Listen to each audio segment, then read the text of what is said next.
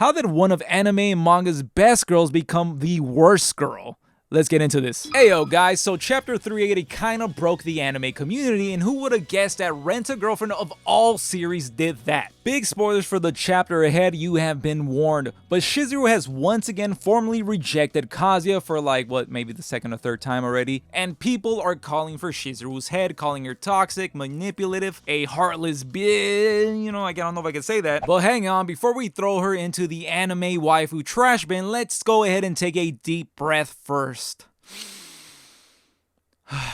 I'm going to say, Chizuru is not the bad guy here. What if she's just hurt, confused, and scared to feel again? Stay with me now. I know that Rent-A-Girlfriend does not deserve this deep of an analysis, but let's go ahead and do it because today I want to talk about why Chizuru is being heavily misunderstood and how her story is one of fear, loss, and the complicated armor we built to survive a heartbreak. Chizuru has been through as much as pain as any other shonen protagonist. Her dad dipped out early, her mom passed away, then her grandpa, who most likely is her biggest supporter if it weren't for another character, and finally her grandmother, the one that she held on for the longest and just was recently taken away from her, and not recently, just in the span of the story, because as far as chapters it's been forever. And the one that shattered her the most was her grandfather Kazuhito's passing. He was the one that told her that love was real, that dreams were worth chasing. He was loud, emotional, idealistic. He reminded her that it was okay to believe in things that seemed impossible. But what's not impossible is hitting that like button, and if you do, I would appreciate it so much. And when he died, Chizuru just didn't lose someone, she lost her faith in believing and connection. Chizuru kind of views connection as an avenue for pain. The world around her hardened, and so did she. But on the surface, Chizuru looks like she's got it all together. She's bull, bomb, and beleptic. Sorry guys, cool, calm, and collected. I just wanted to say that.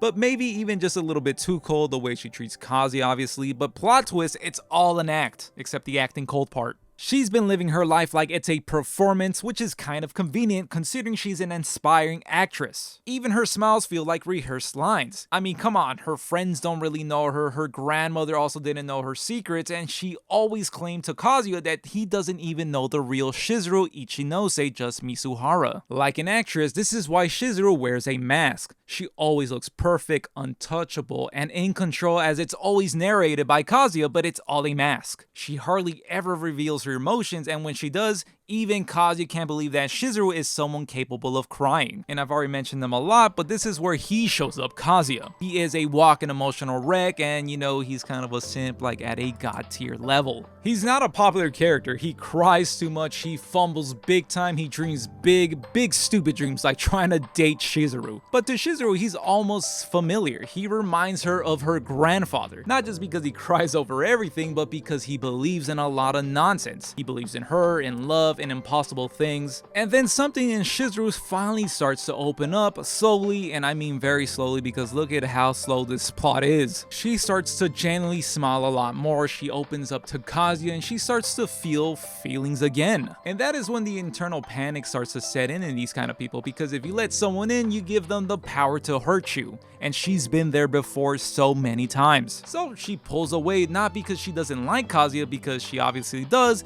and that's what makes it a lot harder for her. Now this is where chapter 380 hits us with the emotional sucker punch, because we've been on this non-rental date, and I want to put emphasis on that this is a real date. I just need to clear this out because there's this big confusion online that he's on another rental date. No, that's not true. And he hasn't been for quite some time now. And no, he has not paid $250,000 on rental dates. It's actually still a lot at $25,000, but it's not that ridiculous amount. He has a part-time job and he's a student, but yes, he spent so much money on her already. But back to the date, she's gotten all dressed up, she looks stunning, she's excited, she's present, she's asking questions about this future relationship, she's smiling, and for a second, we all thought that this was finally it. Oh my god, she's actually confessing, we've made it to the promised land. And then bam! Chapter 380 hits us with the rejection. Look, I get why people are mad, that was whiplash. But hold up, let's take a second, let's look at her face, let's read these words. Does this look like someone having a great time breaking a guy's heart? She didn't show up to play games, she showed up and you could say that she chickened out. Not because she doesn't care, but because she's overwhelmed by the weight of everything. The lies to their friends, to his grandma, to her grandma. She's been playing pretend for so long that she's starting to think that maybe these feelings aren't real, even though they are, because she is in love with this guy for some reason. And as we continue, she gives some of her reasoning. She says this line, because of my job and everyone is losing it. Cue the fandom and the haters saying, oh great, here we go again. She just wants to whore around and be a rental girlfriend for the rest of her life and keep using guys. A bitch.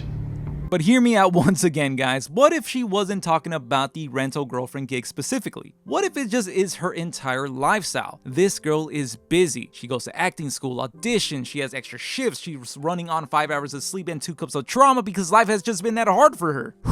I ran out of breath there, but she is a workaholic. She's not a heartbreaker on purpose. She spends so much time chasing the dream her grandparents believe in, specifically her grandfather, that she doesn't even know if she's allowed to pause and fall in love. Her life has just been a long rehearsal for a role where love is just another costume. So this rejection wasn't a "you're not good enough for me, Kazuya." It was more, I'm not ready to let someone love the real me because I'm too busy trying to chase a different me. And that's what makes this hurt, because it's a genuine rejection. Literally the wrong place and wrong time type beat. So yeah, that rejection hurt for Kazuya, for the fans, for anyone rooting for them since chapter 1, if any of those day ones are still around, or for all the haters that just feel bad that this loser spent so much time and money on this girl and just to get rejected at the very end. I don't think the haters are hurt, but anyone looking at these haters post about it probably feel a little hurt, like damn, I would hate to be that guy. And this rejection hurts even more once we get to see it in Chizuru's point of view. Seriously, this time it really feels like we got baited so hard from one chapter to the next, because god, we were so happy for a moment. That's what makes it sting, is how real this feels. She wanted to be there, she wanted this moment, but in the end reality hit harder and she just had to reject it all. And now people are crying for Kazuya to pack up his bags, drop off the apartment key, and just ghost her once and for all. Hell, I also believe in this. I think he should finally give Ruka a chance and finally learn to love himself and also love someone that appreciates him for himself. This will lead to real growth instead of always chasing a girl who's way out of his league, probably is never going to be emotionally ready, and just worry about every move.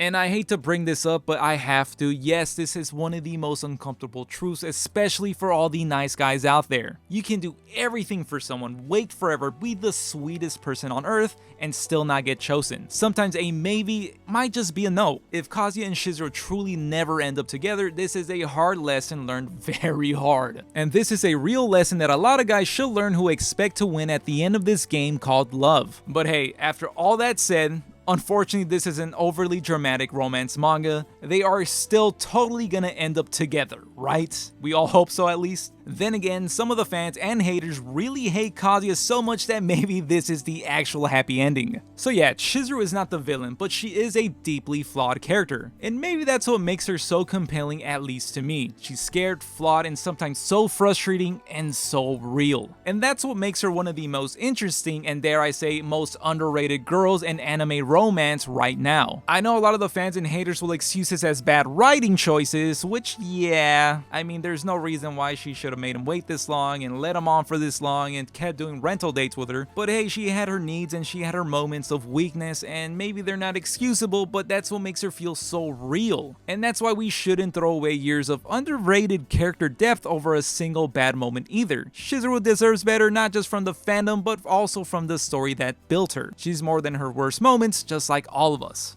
And final note before we end this video is that all of this will probably mean nothing depending on what happens in chapter 381, but at this moment, post chapter 380, Chizuru is a heavily misunderstood character with a lot of flaws that, yes, it makes it easy to hate on her. But let me know what you guys think down in the comments. Where do you guys stand? Was 380 the final straw for you if you've been following this manga? Or do you still see the Chizuru we all fell in love with underneath it all? Drop a comment below, and if this helped you see things differently, or you just want to vent and laugh about it, just do it down there, but let's be nice. And if you made it this far into the video, please do hit the like button. That would help me out so much. And while you're at it, why not hit the subscribe button and help validate the reason I've been following this manga for so long, even though maybe I should have dropped it so long ago. And I'll catch you guys on the next one. Thanks for watching, I appreciate you. They'll never stop me from loving you, Chizuru.